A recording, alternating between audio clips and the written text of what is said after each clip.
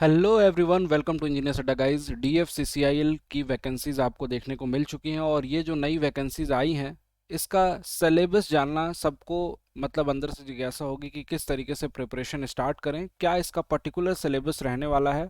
पूरा का पूरा डिटेल इन्फॉर्मेशन आपको आज की इस वीडियो में बताने वाला हूँ, किस तरीके से आप इस एग्जामिनेशन में सिलेक्शन ले सकते हैं। बहुत सारे बच्चे जो हैं प्रीवियस डीएफसीसीआईएल की वैकेंसीज के रिजल्ट का इंतजार कर रहे हैं। वो अलग वैकेंसीज थे, उसके रिजल्ट आ जाएंगे, लेकिन ये जो है रिक्रूटमेंट नया रिक्रूटमेंट है।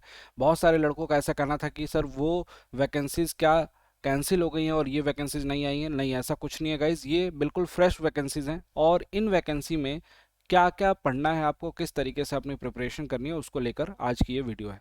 चलिए बात करते हैं। सभी के सभी इंजीनियर्स ध्यान से देखना है इस वीडियो को।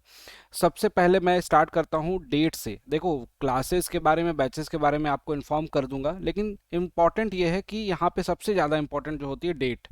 किस डेट से फॉर्म फिलिंग स्टार्ट हो रही है, किस डेट को क्लोज हो रही है, ये आपको याद रखना है। साथ साथ में फॉर्म को भर भी देना है। देखो 20 5 2023 से स्टार्ट हो रहा है, यानी कि फॉर्म फिलिंग आपकी स्टार्ट हो चुकी है दोस्त। अब विलंब करोगे, देर करोगे तो वो आपका लॉस है। लास्ट डेट है 19/6। यहाँ पे देख सकते हैं date of opening the windows of the application form correction. Correction के लिए विंडो है 26/6 से 30/6 तक है। और tentative schedule of first stage computer CBT 1 के लिए टेंटेटिव डेट अगस्त रखी गई है, अगस्त 2023 में। और सीबीटी 2 के लिए दिसंबर रखा गया है, दिसंबर 2023 में। और tentative schedule of computer based aptitude test जो कि सीबीएटी, ये आप इंजीनियर्स के लिए नहीं है, कुछ एक पर्टिकुलर पोस्ट है जिसमें आपको ये भी एग्जामिनेशन देखने को मिलेगा। मतलब बाकी बच्चों के लिए केवल ये दो एग्जामिनेशन सीबीटी 1 और सीबीटी 2 दो स्टेज में एग्जामिनेशन होंगे, आपको ये समझना है। चलिए स्टार्ट करते हैं। देखिए यहाँ पे सिलेक्शन के प्रोसेस में यहाँ पे जो पोस्ट हैं उसमें आपको ये लिखा हुआ है। यहाँ पे आप वन बाय वन करके देखते हैं।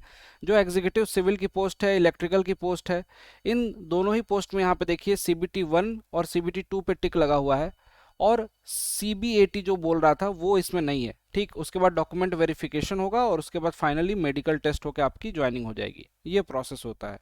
इसी तरीके से यहाँ पे अब आगे देखें जरा। इलेक्ट्रिकल में भी सीबीटी 1 है, इलेक्ट्रिकल वाले पोस्ट में भी सीबीटी 1 है और उसके बाद सीबीटी 2 है, उसके बाद डॉक्यूमेंट वेरिफिकेशन, मेडिकल टेस्ट।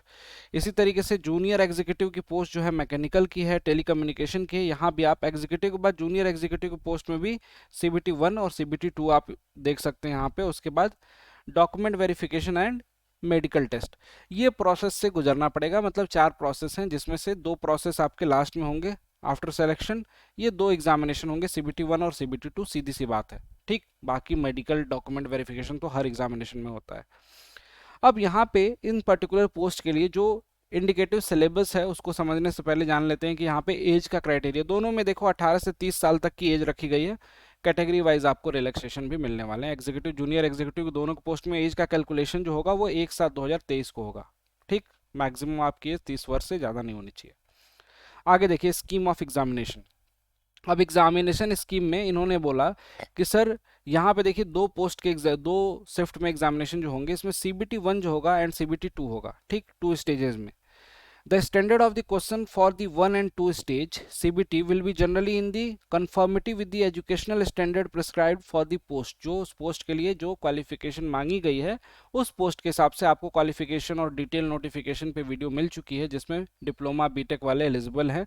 वो सारी की सारी चीज़ें आपको पता चल चुकी हैं।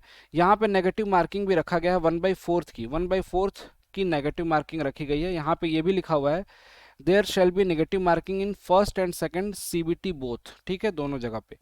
First stage CBT will be the screening in nature. Screening nature कहने का मतलब होता है कि यहाँ इसके मार्क्स जो होंगे सीबीटी 1 के वो फाइनल में नहीं जुड़ेंगे, आपको बस क्लियर करना होगा इसको और क्लियर करने के बाद सीबीटी 2 देने को मिलेगा।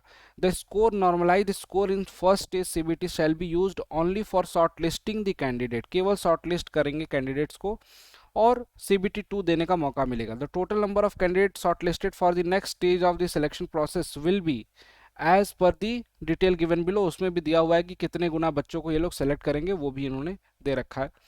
अब बात करते हैं सीबीटी 1 के पैटर्न की और सिलेबस की। अब देखो स्टेज 1 का जो सीबीटी हो रहा है इसमें 100 मल्टीपल चॉइस एमसीक्यू क्वेश्चंस देखने को आपको मिल रहे हैं। यहाँ पे लिखा हुआ ऑब्जेक्टिव क्वेश्चंस होंगे 1 मार्क्स का ईच, यानी कि 100 नंबर का पेपर आपका होने वाला है, जैसा कि देख सकते हो यहाँ पे। इसके लिए 90 मिनट का समय मिलेगा। ठीक, exam duration 90, 120 minute eligible for PWBD candidate, 90 minute का टाइम आपको मिलेगा। मान के चलिए यहाँ पे 1.5 घंटे आपको मिल रहे हैं, 90 मिनट्स मिल रहे हैं। इसमें आपको क्या क्या देखने को मिलेगा? मैथमेटिक्स 30 नंबर की, 30 question, general awareness 15, general science 15, logical reasoning and intelligence, general intelligence, ठीक, रीजनिंग का पोर्शन आपको 30 नंबर, मतलब मैथ्स और रीजनिंग देख रहे हो 60 नंबर इसमें वेटेज कैरी कर रही है। और knowledge about the railways DFCCIL, यहाँ से भी क्वेश्चन आते हैं, 10 क्वेश्चन यहाँ से फिक्स्ड है कि DFCCIL से रिलेटेड या रेलवे से रिलेटेड यहाँ 10 क्वेश्चन जनरल पूछे जाएंगे। यहाँ पे टोटल जो होंगे 100 क्वेश्चन 100 मार्क्स का ये पूरा का पूरा पेपर होगा स्टेज 1 का, ठीक, CBT 1 का। इसके बाद second stage CBT 2 120 multiple choice question के साथ 120 नंबर का पेपर, ये 120 मिनट का टाइम यहाँ पे मिलेगा, 120 मिनट का मतलब 2 घंटे का टाइम मिलेगा सेकंड स्टेज में, ठीक। अब सेकंड स्टेज का जो इंडिकेटिव सिलेबस है उसमें क्या क्या देखने को मिलेगा, ये भी आपके मन में डाउट होगा कि सर फर्स्ट स्टेज तो आपको समझ में आ गया कि सर नॉन टेक बेस्ड है, लेकिन CBT 2 जो है इसमें हमें क्या क्या देखने को मिलेगा, इसको समझते हैं। CBT 2 के लिए एनेक्सर 4 में यहाँ पे दिया हुआ है पूरा का पूरा, जैसे जो एग्जीक्यूटिव सिविल की पोस्ट थी, एग्जीक्यूटिव सिविल की पोस्ट कोड 11 है, इसमें यहाँ पे क्लियरली लिखा हुआ है कि पार्ट 1 24 क्वेश्चन होंगे, जिसमें general knowledge, general aptitude and reasoning, मतलब GK और GA और रीजनिंग का दोनों का कॉम्बिनेशन, ये 24 क्वेश्चन आपको यहाँ से देखने को मिलेंगे, जैसा कि आपको इसमें देखने को मिलता था।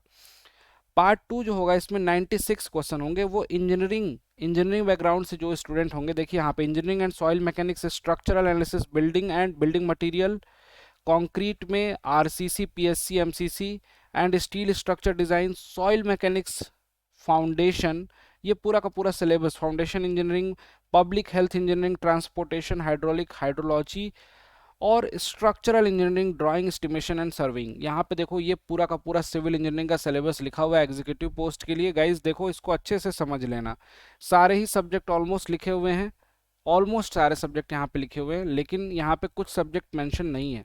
जब भी आप लोग इसको पढ़ते हो ना तो बारीकी से पढ़ा करो, जैसे बच्चे पढ़ लिया कि सर इसमें सारा कुछ पढ़ना है। अब यहाँ पे देख सकते हैं कि इंजीनियरिंग एंड सॉलिड मैकेनिक्स, ये सोम वाला पोर्शन है। उसके बाद structure analysis, building and construction material, concrete आ गया पूरा, स्टील आ गया, स्टील डिजाइन, सॉइल मैकेनिक्स आ गया, फाउंडेशन आ गया, public health, transportation, hydraulics, hydrology and hydraulics, structure, engineering, drawing, estimation and costing, छोटे छोटे CPM पर्ट वगैरह वो सब यहाँ पे मेंशन नहीं है, लेकिन ये पूरा का पूरा सिविल इंजीनियर्स के लिए सिलेबस है। इलेक्ट्रिकल के लिए भी वैसे देखो बहुत लिमिटेड लिखा हुआ है, लेकिन आपको ये चीज़ें बहुत डिटेल में पढ़नी पड़ेंगी। पार्ट 1 में general knowledge, general aptitude, reasoning same है 24, 96 में क्या है, power transmission and distribution, circuit analysis and control, उसके बाद मशीन लिखा हुआ है, उसके बाद इलेक्ट्रॉनिक मशीन और मेजरमेंट एंड रेस्ट एटसेट्रा। ये देखो लास्ट में इन्होंने लिख दिया ना रेस्ट एटसेट्रा, मतलब जो बाकी बचे हुए पोर्शन भी इसमें इंक्लूडेड है। मतलब एग्जीक्यूटिव के लिए ऑपरेशन एंड BD के लिए देखिए यहाँ पे पोस्ट कोड 13, यहाँ पे भी सेम 120 क्वेश्चन आपको देखने को मिलेंगे, general knowledge, logical reasoning, numerical ability, इसका थोड़ा सा पैटर्न अलग है, इसको आप देख सकते हैं, स्क्रीनशॉट भी ले सकते हैं इसका।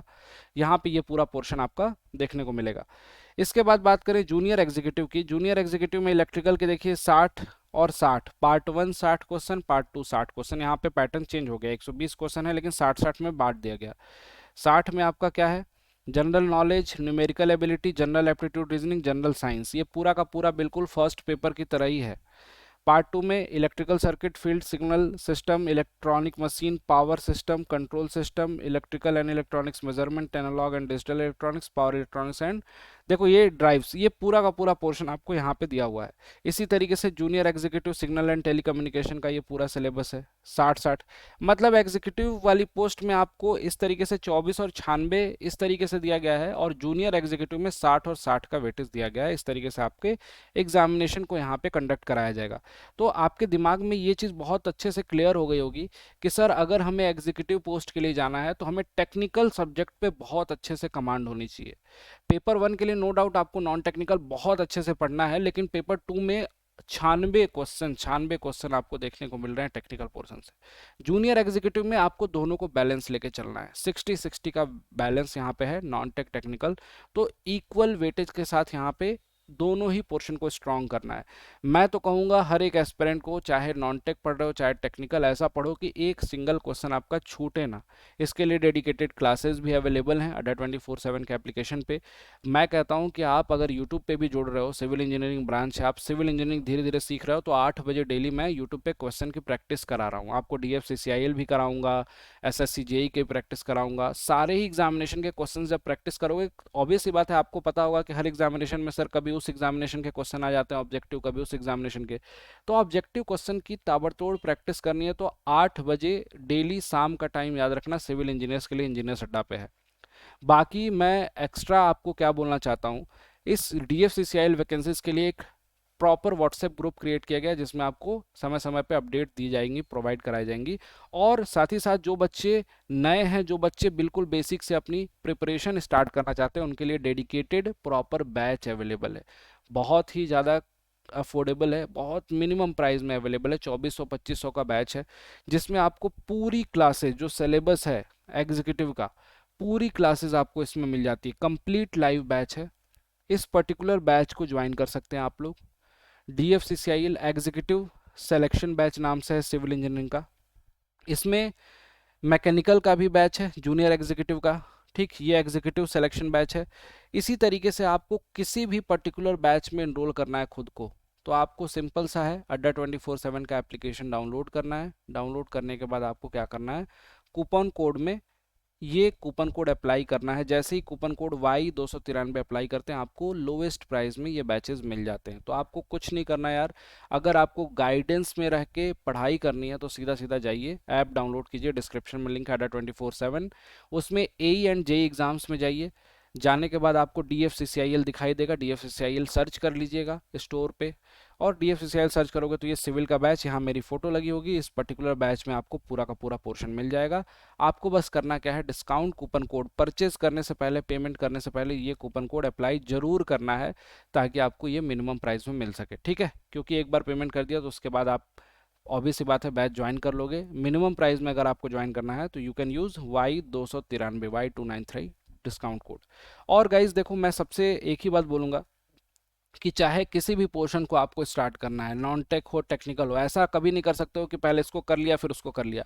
बहुत सारे एग्जामिनेशन है, SSC JEE है, आपके बहुत सारे बच्चे झारखंड के होंगे, झारखंड JEE है। तो सभी एग्जामिनेशन के लिए आपके पास तो engineering Mahapack, civil engineering Mahapack है। अगेन उसमें भी same discount coupon code use करके उसको भी ले सकते हो। उसमें non tech, technical, test series सब कुछ मिल जाती है। बस इसमें आपको क्या कहूँगा, इसमें जो भी बच्चे पढ़ना स्टार्ट कर रहे हैं आज से, बस फोकस्ड वे में आज से अपनी पढ़ाई स्टार्ट कीजिए। सिलेक्शन तक अच्छे से डेडिकेटेड होके पढ़िए, आपके एग्जामिनेशन लाइंड अप हैं।